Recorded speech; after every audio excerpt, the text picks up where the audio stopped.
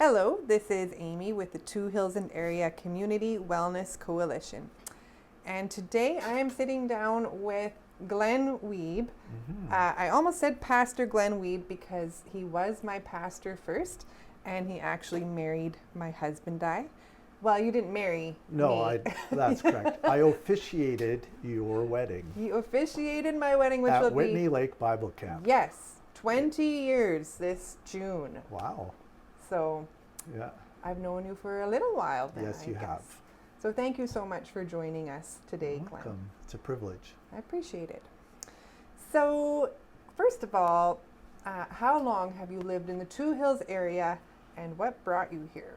Well, I believe I've been here for about 27 years, and my family and I moved here from Prince Edward Island, and I moved here because there was a need in the Two Hills Fellowship Chapel for a pastor. Aha. And I had the privilege of being the pastor there for 14 years. So I did move from Manitoba to PEI, was a potato farmer, left the potato farm and went to be a pastor, and was there for 6 years where our kids were born in PEI, and then we moved to Two Hills, which was quite a big move. What interesting changes in your life. So, potato farming to pastoral ministry and then to car sales. Oh, that comes up. Yes, I am a car salesman now for the last 13 years in Vegreville at the Dodge store. Yeah, a lot of different things happened when I was a farmer. I farmed with my brothers and my dad, and I had a really strong desire to help people and to work with people, especially their spiritual lives. And that's what led me to leave the farm to go into ministry work, which was something to leave the farm was actually not really respected at that time. But to leave the farm to become a pastor was acceptable. That was okay. Yes. If you had left the farm to go into car sales. Oh, that would have been a scandal. Yeah, but I had great support from my family and community to good. go into the ministry and to leave the farm. And we moved to PEI, which is also a potato province. Yeah. So I could identify with a lot of the folks there. Yeah, that would be helpful to have that knowledge. Yeah. Okay, well, the next question is, what does mental health or mental wellness mean to you? Well, a lot of the things that I'm passionate about would have to do with mental health, because I care a lot about how people are doing, and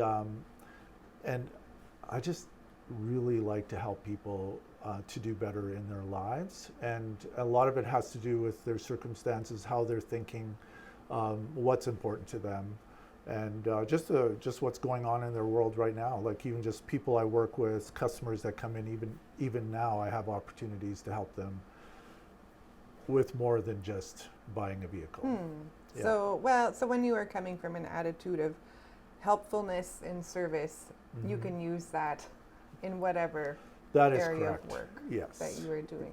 That is correct. Wonderful. Well, the next question I usually ask is, how has COVID affected you? Right. But I happen to know that you had a very difficult experience in the midst of COVID. Yes. I developed a brain tumor that was discovered in the spring, and had it removed in June. And then consequently there was complications, and it left me unable to use my left side for a long time. So I was actually in the hospital for 2 solid months, just over 2 solid months, but the whole process, I was off work for basically 5 months. And so this is in the peak of COVID, really. So that would limit who could come in to That the is hospital and see you. Could your wife still come? Yeah, so I spent 1 week in the ICU in University Hospital where I had the operation. During that week, I remember calling a pastor in Edmonton whom I knew. He wanted to come and see me.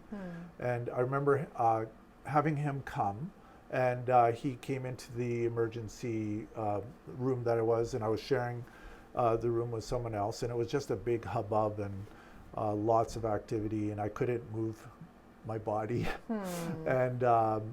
And Christy was there, and the pastor came and to visit me, but it just so happened that it was a sergeant major, kind of a head nurse there, and the people that were in the room complained that there was more than one person in the room. And so the head nurse was going to kick Christy and the pastor out, Really? leaving me with no one. Aw. And I remember that was a not a nice memory of, and it all had to do with COVID and how different people Yeah. were dealing with the rules and stuff Yeah. like that. They were able to work it out. The pastor left and my wife stayed. Uh-huh. So I was happy about that. But it was too bad the way that it worked out there. Yeah, Yeah. just to be able to have support Yes. and probably And it hard was for traumatic. your kids. It was traumatic for my wife just to be there, Mhm. and so to all those things, makes it harder, right? Yeah, Yeah. So for the kids, it was hard because they couldn't actually come and see me, yeah, and so I never really realized how hard it was for them until after I was out of the hospital.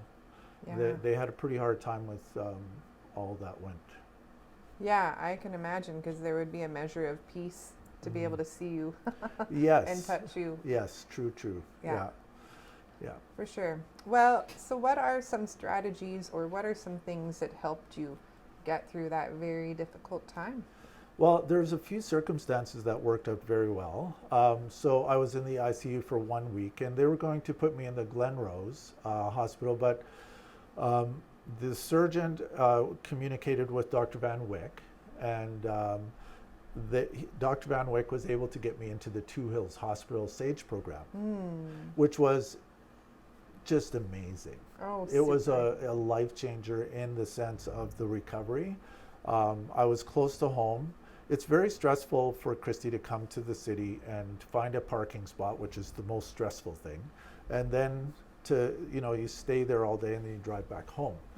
And in Two Hills, I was able to have her come and visit every day, come and go. And I had my own room. It was quiet relatively compared to the U of A. Yeah. And I'm not running down the U of A. They were really good to me. Oh, they have so many people Yeah. to care for. It was just, Yeah. it was just, it's just so much going on over there. Yeah. And so to move to Two Hills and to be close to home, Yeah. and a lot of the staff at the hospital I knew. Yeah. And so there was a personal connection that really helped me with my outlook. And Dr. Van Wyck, who's a good friend, he came to visit me just as a friend. And it Yeah. was very encouraging. That's wonderful. And a lot of the staff was fantastic there. And the food was very good Huh. compared to the U of A. Well, there you go. Way to go, Two Hills Hospital. Yes, I have nothing but good to say about it. Yeah. That's awesome. And that all makes a big difference in being able to recover. Like, I couldn't function physically, Yeah. but there was always hope. There was Yeah. always hope. And so every week I would see a little bit of improvement. I could wiggle my toe or So, different things. looking for things to be grateful for helped. It did Helped help a you. lot. It did actually, when you're in that situation, and I've never been in that kind of a situation before,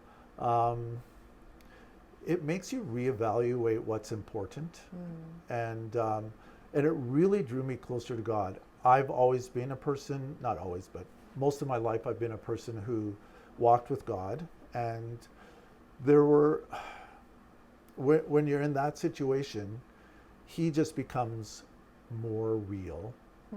And some of the things that were important weren't really quite that important anymore. And so it helped me to refocus and just to know that God was there with me, and my faith in Jesus Christ made such a difference in being able to handle the situation. I'm not saying that it was easy, because it doesn't take away, my faith doesn't take away what's going on, but it gave me an inner strength and peace that I wouldn't have had.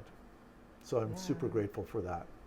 That's wonderful. Mm-hmm. So, it was helpful to have supportive family when they could. Yes. It was helpful to have supportive friends when they could, Yeah. and looking for the good or a win, even however small it may have been. Yeah. And then your faith in Jesus, knowing That's that you right. were not alone. I wasn't alone ever. Yeah. And the whole SAGE program is, it's there's physiotherapy and all those things, and the people that run that are just so positive. Well, it seems that our SAGE unit is well known. Yeah, I could do 2 little steps along the rail, and it was just the greatest thing in the world. And it was also just being able to know that if things didn't work out with regards to being able to walk again and all that stuff, they were helping me to prepare for different physical things in the house and different stuff, because I was already planning on how I would renovate my house and everything so that I could function and live. And there are many people that have to live that way. So I don't, and I'm so grateful that I don't. But when you're in that situation, then you just don't know. Yeah. You don't know what's coming.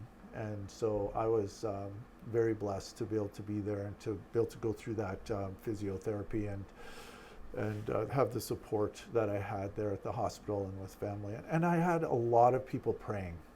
That was also a big part of it. Because of my job at the car dealership, Facebook is a little bit of a thing. And so I have a lot of Facebook friends, followers, and a lot of customers that follow me on Facebook, and they weren't just customers anymore. They were supporters, friends that they would communicate and emphasize their prayers. People that I didn't even know were people of faith would be praying for me, and just to have all that support is really rare. I felt so blessed. That's wonderful. Yeah. Sometimes social media it's not all positive. It's not all positive, but it can be such a good in this situation thing it was. Yeah. It was a way for me to be able to also give updates. Yeah. And just because many people genuinely cared about what was going on, and it was an easy way to do that. Yeah. Yeah. So. That's wonderful. Well, thank you for sharing that story with us. I have one more question, and I confess I know the answer. I hope I do. Yeah, you know the answer. What is a nickname for you, Glenn, and how did you get it? A nickname? It's not the Hammer, is it? I'm thinking the Hammer. Are you serious? How did you know about that? I know you're the Hammer, Glenn. Well, it actually happened when I was in Bible college playing hockey, and we played in a senior men's league that was super rough in southern Saskatchewan, and they had full body contact, which I wasn't used to because where I grew up we just played rec hockey. Right. And so I was called the Hammer because of how often I got hammered into the boards and how often I spent time in the hospital.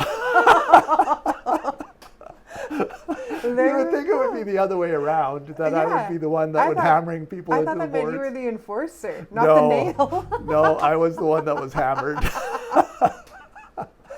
Awesome. Well, thank you so much for this is a real taking the privilege. time. Yeah, no problem. Appreciate it. There we go. Glenn the Hammer Wiebe. Oh, yeah. It has a ring to it. It does have a good ring. Yeah. All right. Cool. Thank you. Yeah, you're welcome.